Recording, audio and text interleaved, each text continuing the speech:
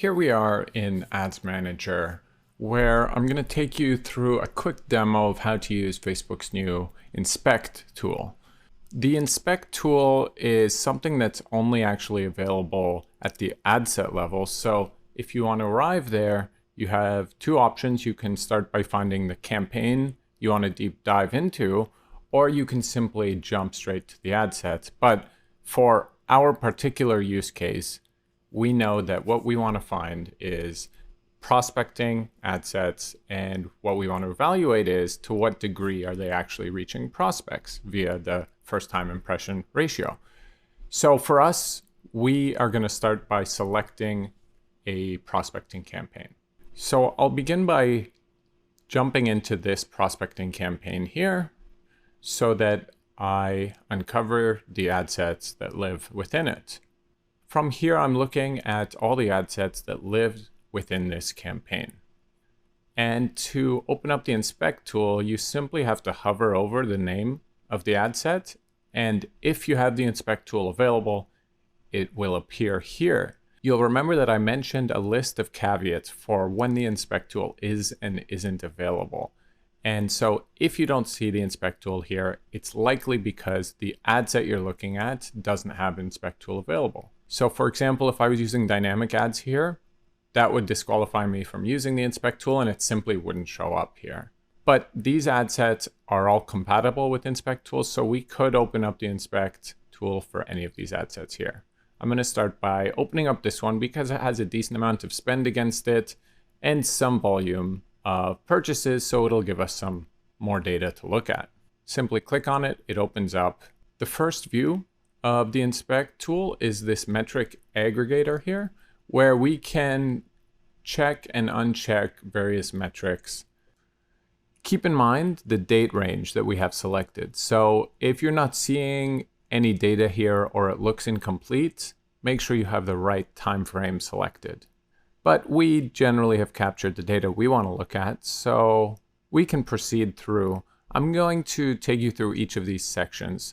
So the first one is bid strategy. And if we were using cost capping or bid capping, there would be a module here that we can look at. So I'm going to show you another one of those in a bit. But for now, let's continue down this ad set. The next section, auction competition. This one is pretty interesting, I find.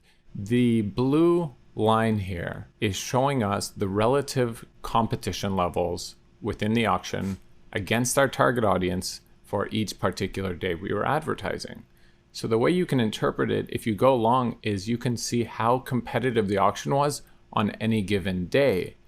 And if you have enough results data to compare against here, you will very likely see some relationships between auction competition and costs per result. That's a pretty simple dynamic of how Facebook ads work. So for example, on this particular day, we can see on the left that the auction competition was minus 8.12% that day. So it's 8% less competitive than average. If you scroll down, it got even less competitive.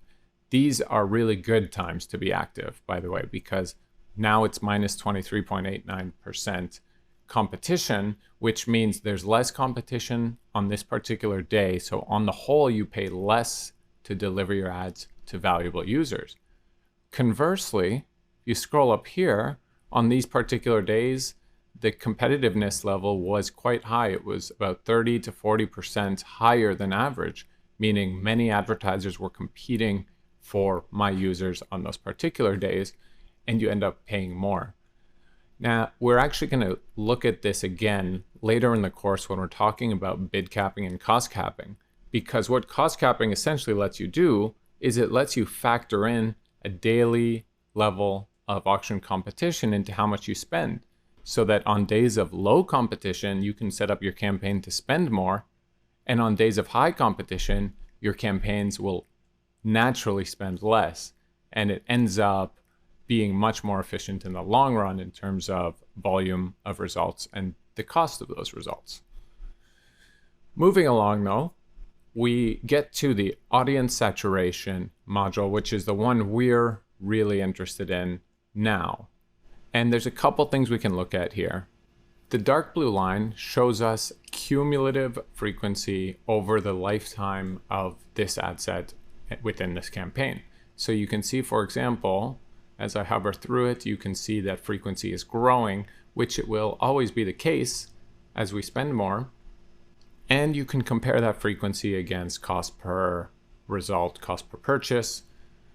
Anytime you see this yellow indicator with a line coming through it, it's indicative of a significant edit that took place. And you can also hover over it to see just what those significant edits were. So in this case, some ads were created within this ad set, which triggered an edit. And over here, you can see the targeting was updated. That triggered an edit as well. Let's open up first time impression ratio. So simply click on it, and here's what we see. So overall, over the course of time we're looking at, the first time impression ratio averaged at 34%. And this is a prospecting campaign. And the cost per purchase was quite high, $456.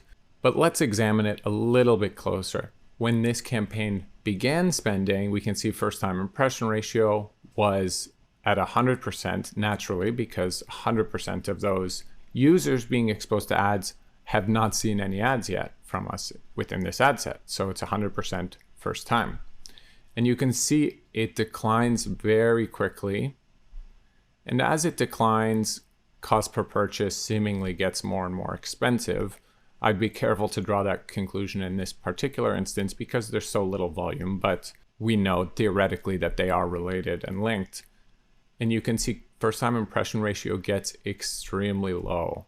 So before the audience was updated here, first time impression ratio was around 14%. For a prospecting campaign, this is unacceptably low, I would argue, because in essence, it's just being used as a retargeting campaign. So after this demo, I'll be taking you through actions you can take. And I'm sure that several of those actions would have been very relevant in this example here.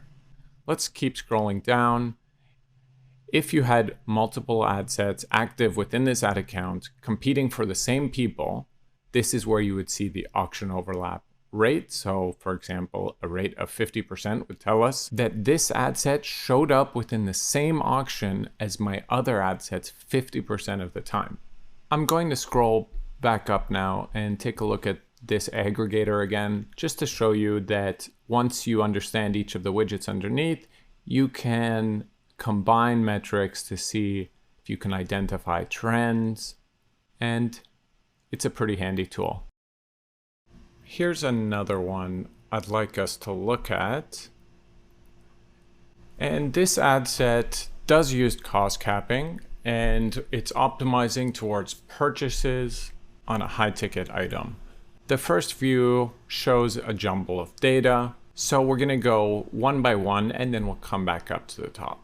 So the first thing, bid strategy. This is helpful for letting you see how you're doing against your bid. So in this case, there was a cost cap put in place at $115, and you can see cost per purchase is varying dramatically, but the system is aiming to get you an average cost per purchase of $115. Otherwise, it pulls back spend. Moving down, sometimes you'll just see that there's no data available, and it may be because you're looking too far back. It may be because the date range is too large.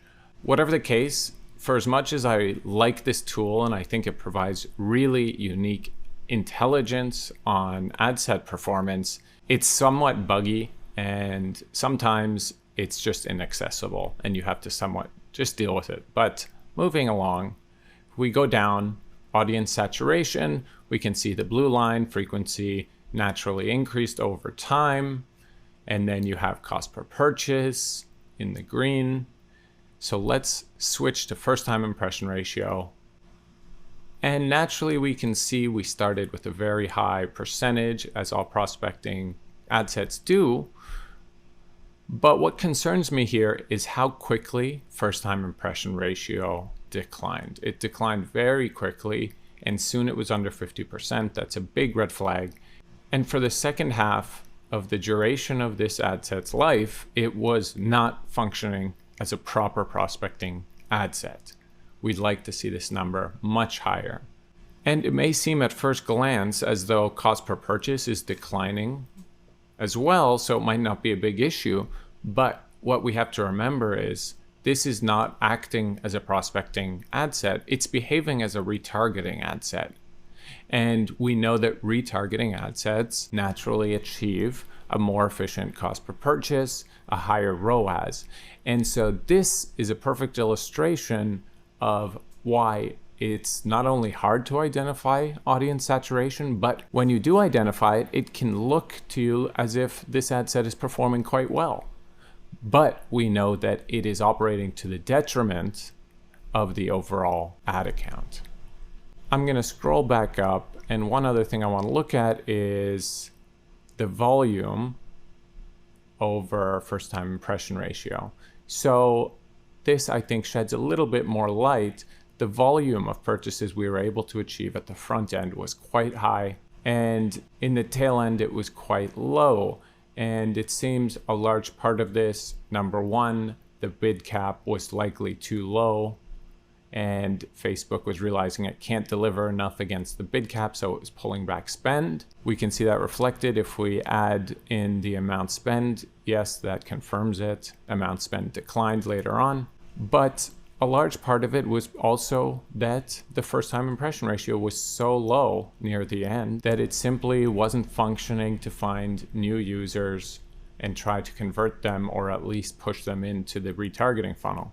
So that was a very quick demonstration of how you can use the inspect tool. My recommendation is you should definitely open this up if you have access to it and just play around with it. Look at various campaigns and ad sets, look at various date ranges, hover over the metrics, see if you can identify trends, make sure you understand everything.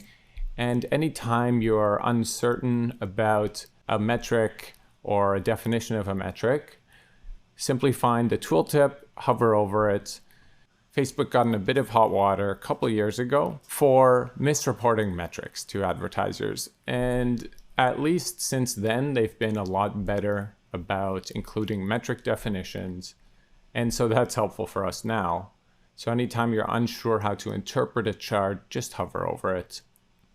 I hope that was helpful. Now we're going to jump back to the lesson.